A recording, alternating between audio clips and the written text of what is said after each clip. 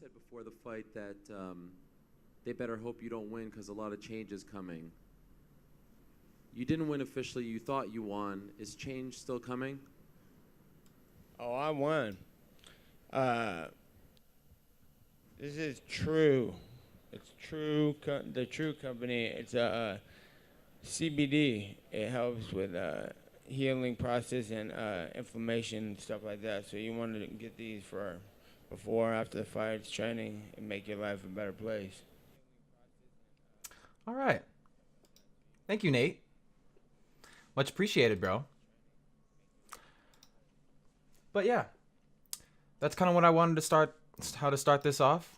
And I'm glad that everyone is here and here for episode 10 of Cannabis Talk.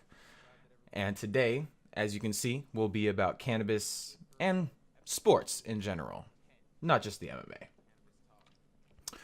So, I'm sure as many of you know that cannabis and just the sports world in general have had their collide many times, some good and some bad.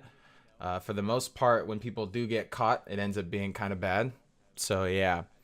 But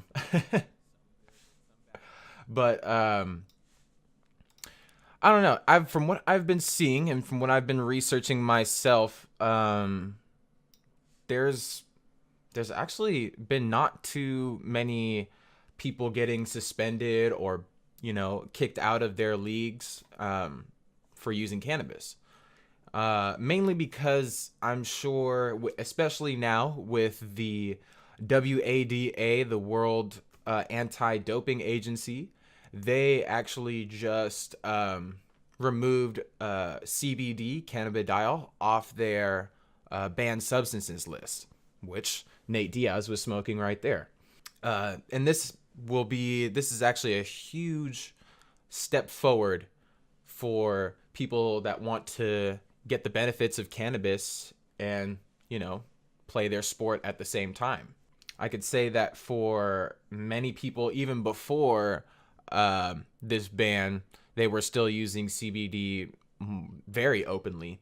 You have people like, Michael Phelps, who is I don't even know how many gold medals this man has, but enough to buy him a house, at least with those gold medals. And he's openly admitted to using cannabis. Larry Sanders is a former NBA player, also has been open to using cannabis, and as well as Randy Moss, probably one of the biggest football players just known to man, easily within the top 10, greatest football players period of all time. I'm not gonna put you know what? I'm not gonna put labels on that, but there's a reason why they say get mossed. But yeah. So those are just a few people to say that are athletes that have used cannabis within their time, being in their leagues. So I kind of wanted to go into, just because before January 1st, 2018, when CBD was taken off of the ban list, what were people doing before that, to not get caught? Now, given that for the most part, I'm sure they weren't looking for CBD, but they had just taken it off the list due to Nate Diaz, 5-year ban.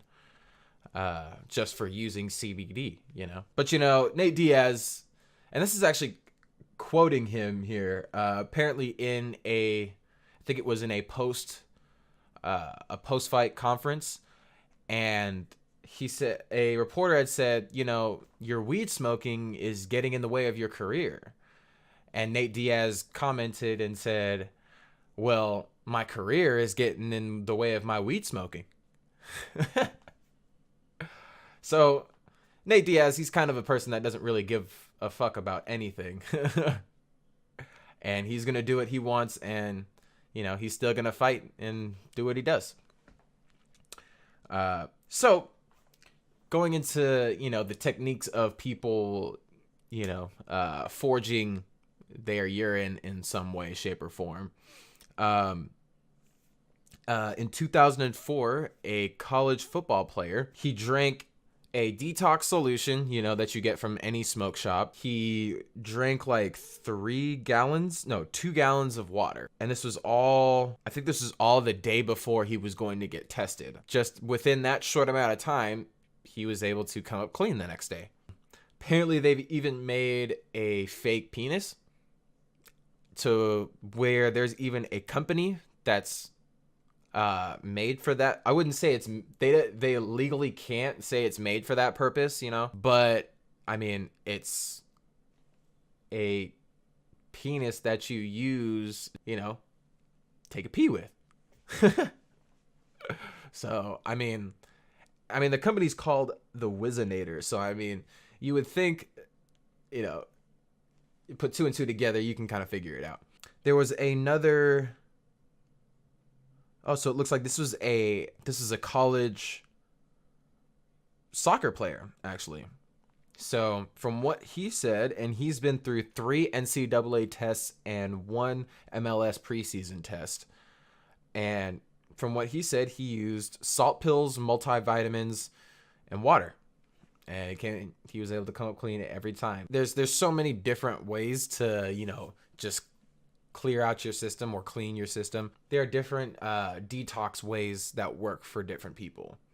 Just because drinking 2 gallons of water and drinking a detox solution doesn't mean that just because it worked for this guy, it will work for you. Just like cannabis and how it affects people, everybody's body is different. So going into the repercussions of what happens of when you actually do get caught, there actually, to be honest, there aren't very many. Now, like I said, now that CBD has been legalized in the sports world, they're pretty lenient on cannabis use. So I'll start off with basketball. So if you're caught the first time, you get recommended to like a drug class or whatever, a drug session.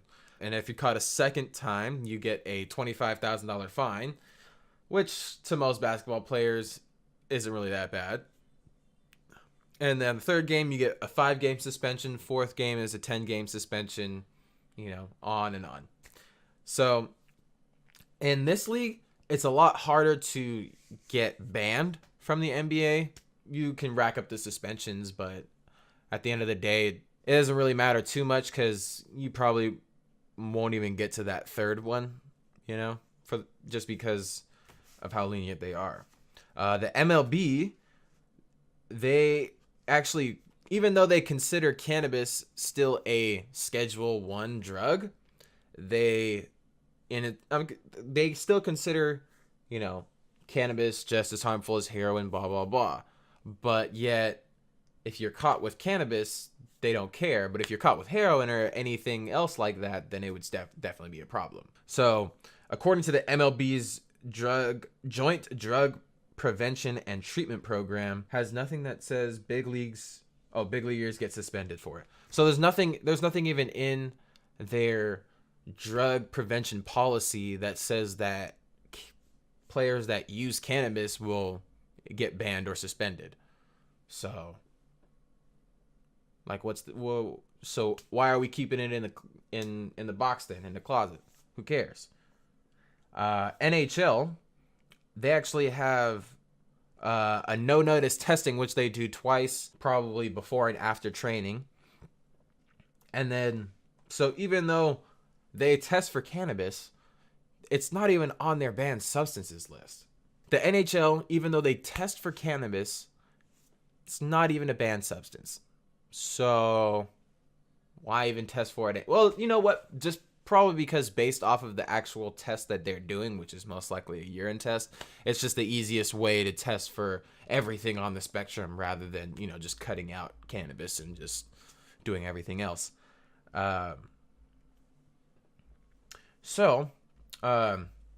Also touching back to the UFC, Nate Diaz has been a huge cannabis advocate for the UFC community and just a cannabis advocate in general, really.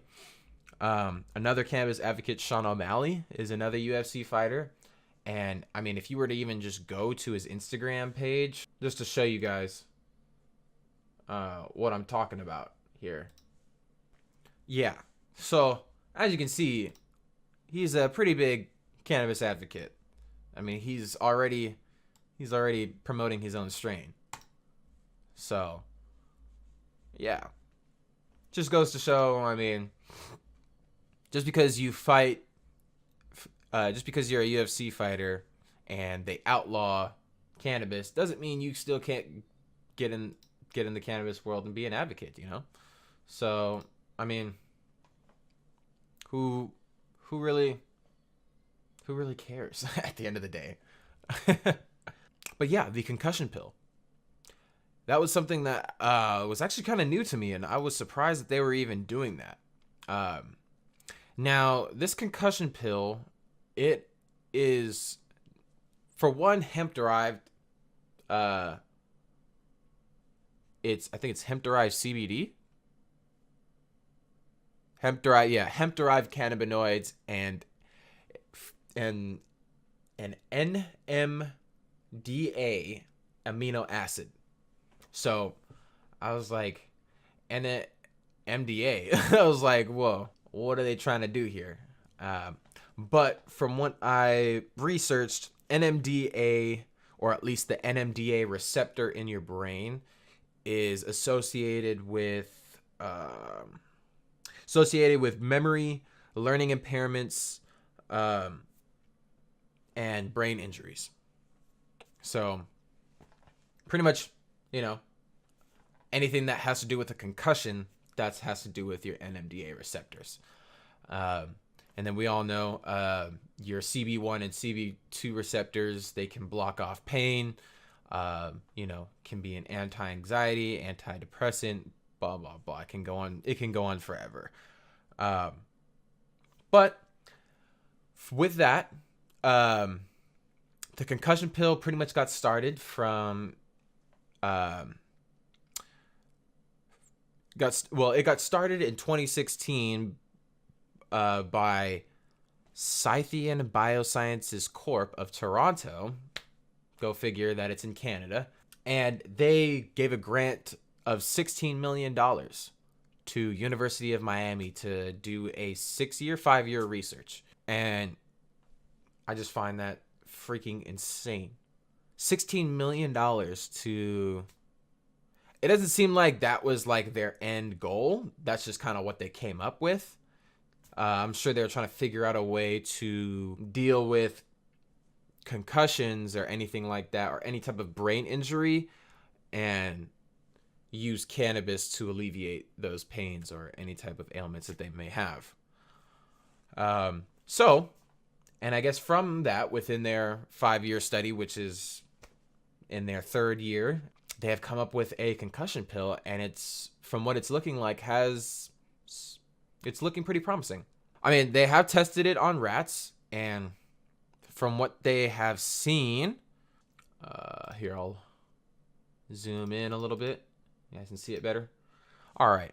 It says there needs to be more systematic research in this field in order to study the neuroprotective properties of CBD and to improve treatment for those sustaining to mild to moderate traumatic brain injury and concussions. But from what they say up here, it has potential to reduce post-injury brain cell inflammation, headache, pain, and other symptoms associated with concussion. And I mean, this is research by the University of Miami, so I mean, they're a pretty reputable source. Just to kind of give my own opinion on what I feel should be happening with the cannabis world, integrating into the sports world. I mean, given that CBD has already been removed off the anti-doping agency's ban list, it really puts everything into perspective as to, if the sports world can, well, you know what? Let me take 20 steps back, actually. Because what I mean by They removed CBD on the ban list. It's hemp-derived CBD. Now, I may actually do that in another... I may actually discuss that in another cannabis talk, just because there is a big difference between hemp-derived CBD and cannabis CBD. And I mean, like, if you were to take a straight CBD extract, let's say you have 100 milligrams of CBD tincture from a hemp plant, and then you have 100 milligrams of CBD from a cannabis plant. Those two CBDs are gonna react completely different. Well, not completely different. They'll have similar effects, but I can tell you that one will definitely feel a lot different, and one will be more effective. And that one that is more effective is going to be the cannabis CBD. That's pretty much a whole tangent within itself, which I can go into in the later talks. I watch quite a bit of ESPN, and I mean, I've been doing my research with the sports world and how cannabis is integrated into it. And lately, there hasn't been, any suspensions, any fines, or anything like that. So it seems to be that the sports world in general they're just turning a blind eye. It's like a don't ask, don't tell type of situation, I guess. When you have athletes in like the NFL, you have someone that got caught for using cannabis, saying that almost 90% of the players in the NFL are using cannabis in some way, shape, or form. And obviously that's going to be an exaggeration, but I mean, I can believe, at least from what Al Harrington has said, and Al Harrington is a former Warrior, salutes to the man. He actually has his own cannabis business, which he's put, I think, like $5 million into already, if not more. But yeah, Al Harrington has put $5 million into the cannabis industry by making his own company and making topicals, tinctures, growing his own outdoor cannabis, indoor cannabis, and so on. And I mean, he's even sat down with David Stern and kind of gave an interview with him of just David Stern, who, for those that don't know, is the former commissioner of the NBA, but his views on cannabis were the same way. Don't ask, don't tell. I mean, it's been around for so long that in his eyes, it's like, what's the point of suspending players, wasting money, and, just wasting people's time, especially when it's, players like Randy Moss that would get suspended. These are players that actually matter. I wouldn't say that, every player matters, but I'm talking about these are superstars and they're getting suspended. So I'm sure not a lot of fans nor teammates or just the league in general was too happy about that. Hats off to the World Anti-Doping Agency for, starting off the normalization of cannabis by removing hemp off the ban list. It's much appreciated. Glad you guys finally figured it out. But yeah, I think that's pretty much all I had for today. Y'all have a great night. Again, thank you guys so much for being here, yo. Freaking your guys' support is always appreciated. Just to have you guys here is always appreciated, yo.